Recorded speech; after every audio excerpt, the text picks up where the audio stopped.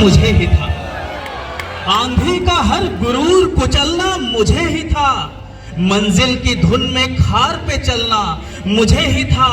यूं तो बहुत से पेड़ चमन में हरे रहे, तपती हुई सी धूप में फलना मुझे ही था। और मतलब के यार छोड़ के पंकज तुम्हें गए, सचमुच तुम्हारे प्यार में ढलना मुझे ही था।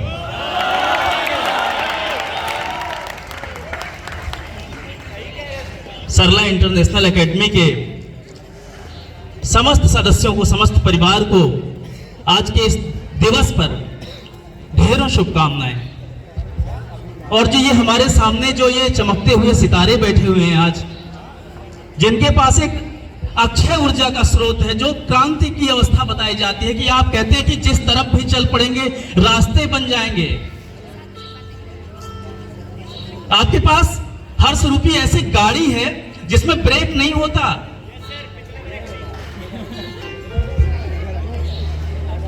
आज के इस दिवस पर कई सारी ऐसी चीजें याद आती है हमको। स्वामी राम तीर्थ का नाम याद आता है। 2 मिनट आपके समय रहेंगे, क्योंकि आज के समय में, आज का जो दिन है बहुत ही मेमोरिएबल है। स्वामी राम तीर्थ एक ऐसे संत रहे, एक ऐसे सुधारक रहे, एक ऐसे विचारक रहे, ऐसे चिंतक रहे भारत के, जो 19वीं शताब्दी में बादशाह राम के नाम से जाने जाते थे। वहां की जनता उन्हें पुकारती थी। एक वाकया है, एक घटना है। देशाटन के लिए वो ऋषिकेश की ओर चल पड़ते हैं। ऋषिकेश पहुंचते हैं, वहां पर एक प्रसिद्ध स्थल रहता है जिसका नाम होता है कि मुनि की रेती। उस स्थल का नाम रहता है मुनि की रेती। अब पहले नौकाओं के माध्यम से लोग गंगा पार करते थे। वह मल्लाह की तलाश में वहां उस किनारे पर बैठे हुए थे और उस नदी को पार करने के लिए उसका पारितोषिक 1 पैसा देना पड़ता था। यानी 1 पैसा जाने का और उतराई का भी 1 पैसा, वापसी का भी 1 पैसा, कुल 2 पैसे लगते थे।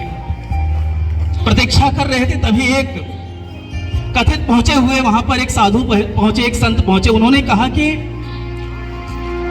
मान्यवर, मैं जहां तक आपको जानता हूं कि आपने कई सारी सिद्धियों को अर्जित किया है,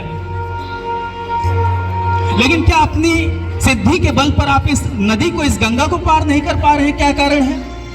ये तो बहुत सी छोटी सी बात है। और मैं, जबकि मुझे कोई इतना जानता नहीं है, लेकिन फिर भी मैं अपनी सिद्धि के बल पर इस गंगा को, इस नदी को पल भर में लांघ सकता हूं, पार कर सकता हूं। स्वामी रामतीर्थ जी जो बैठे हुए थे, उन्होंने उनसे प्रश्न किया कि जो यह आपकी साधना रही, जो आपने तपस्या किया है, ये कितने वर्षों की तपस्या के उपरांत आपने ये साधना किया कि ये जो सागर है उसको लांघने का? उन्होंने कहा कि 30 वर्षों तक उन्होंने उस क्षेत्र में उस सिद्धि को अर्जित करने में उन्होंने समय लगाया था। वह मुस्कुरा कर बोल पड़ते हैं, कहते 30 वर्षों तक आपके 30 वर्षों की तपस्या का यह परिणाम मिला कि आपने 1 पैसा जाने का और 1 पैसा आने का, यानी 2 पैसा बचाया। इस कहानी से आपको क्या प्रेरणा मिलती है? कोई बताएगा? यहां पर बैठे हुए जितने भी हमारे विद्यार्थी हैं जो भविष्य में कि अगर आपको कोई भी लक्ष्य साधना है तो आप बड़े लक्ष्य की ओर अग्रसर रहो। जब आप बड़ी चीज को निशाना बनाओगे तब खुद ब खुद आप कहीं ना कहीं छोटी उपलब्धियां वैसे ही अर्जित हो जाएंगी। इसलिए अपना लक्ष्य हमेशा ऊंचा रखो। लोकमान्य बाल गंगाधर तिलक एक बहुत श्रेष्ठ नाम है। उन्होंने कहा कि लोकमान्य बाल गंगाधर तिलक ने अनवरत जीवन यज्ञ में प्रयास की निरंतर आहुति देने में ही जीवन की सफलता का अनुभव करते हैं। उन्होंने कहा है कि मैं संसार में एक ही चीज को परम पवित्र मानता हूं, और वह क्या है? वह है मनुष्य का अपनी प्रगति को लेकर किया गया अनवरत प्रयास। यानी मानव मात्र के प्रति निश्चल प्रेम भाव रखते हुए और ईर्ष्या, द्वेष आदि भावनाओं की कलुषित छायाओं से दूर रहकर जो व्यक्ति निष्काम भाव से बगैर किसी स्वार्थ के जिस क्षेत्र में आगे बढ़ेगा, निश्चित रूप से सफलता उसके कदम चूमेगी। आप सभी को यह ज्ञान इसलिए दे रहे हैं, सबसे बड़ा हम आपको अपने आप को सौभाग्यशाली नहीं समझते इसलिए क्योंकि 12th के बच्चों के मध्य हमारा कभी आए हैं और उसमें भी बस कुछ कक्षाओं में आपके समक्ष कुछ वितरित कर पाए। तो आज के बाद जो आपको स्वतंत्रता मिल रही है, यहाँ पर थोड़ा अनुशासन था, कई सारे अनुबंधों में बंधे हुए थे आप सभी, लेकिन यहाँ के बाद जाएंगे तो थोड़ी सी स्वतंत्रता मिल जाएगी आपको। इस तरह से हस्तक्षेप नहीं किया जाएगा, इस तरह से आप पर अंकुश नहीं लगाया जाएगा। लेकिन ध्यान रहे, आपके दायित्व आप उस अवस्था में पहुंच जा रहे हो जब आप स्वयं जिम्मेदार हो, जब आप उस समय के बाद क्या है कि आप एक पीढ़ी को चलाने के लिए जागरूक होना पड़ेगा।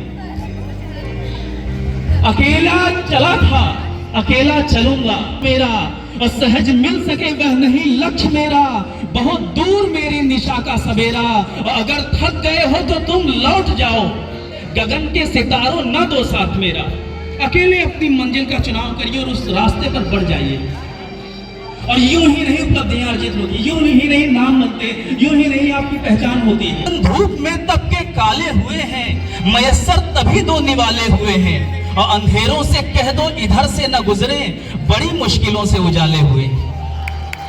बस 3 बातें कहते हैं ना कि जो गुरु होता है वह अपने शिष्यों को भी वही देता है जो अपने वह गुरु से सीखता है। बच्चों, जो मरी हुई मछली होती है ना, जो मरी हुई मछलियां होती हैं, लेकिन जो जीवित मछली होती है वह धारा के विपरीत तैरती है। यानी आपके जीवन में अगर आप जीवंत हो, अगर आप जीवित हो, तो हर वह बुराई का प्रतिकार करना, जो न्यायोचित ना हो उसका प्रतिकार करना। वो 3 बातें जो हमें कहनी है, उसके बाद मैं विदा लूंगा। ये 3 बातें अपने जीवन में याद रखना। क्या? पहली बात, सभी विद्यार्थियों से अनुरोध है हमारा, क्योंकि आप सभी का ध्यान इधर उधर बटा हुआ है। पहली बात कि मन खराब हो तो खराब शब्द मत बोलो। मन खराब हो तो खराब शब्द ना बोलो, क्योंकि मन बाद में सही हो सकता है पर बोले गए शब्द नहीं। आपके शब्द बहुत अनमोल हैं। घाव भर सकता है लेकिन शब्दों का घाव नहीं भर सकता। तो मन खराब हो पर खराब शब्द ना बोले, क्योंकि मन बाद में सही हो सकता है पर बोले गए शब्द नहीं। सफल व्यक्ति कौन होता है? सफल व्यक्ति कौन होता है? सफल व्यक्ति वह है जिसे टूटे को बनाना और रूठे को मनाना आता है, वही सफल व्यक्ति है। दूसरी बात। और तीसरी बात क्या है? सफल व्यक्ति समझ गए, टूटे को बनाना और रूठे को मनाना आता है। और बच्चों, एक बात याद रखना कि मंदिर में स्वर्ण कलश भले लगे होते हैं, मंदिर में स्वर्ण कलश भले लगे होते हैं, पर नतमस्तक पत्थर की सीढ़ियों पर होना पड़ता है। तो अपने आप को उस योग्य बनाओ, उस काबिल बनाओ कि जहां कहीं भी रहो, आपकी चमक से, आपकी रोशनी से, आपके कृत्य से पूरा समाज प्रकाशित हो। बहुत बहुत शुभकामनाएं। उज्जवल भविष्य की आप जहां कहीं भी रहो, ऊंचाइयां आपके कदम चूमे। शुभकामनाएं। धन्यवाद।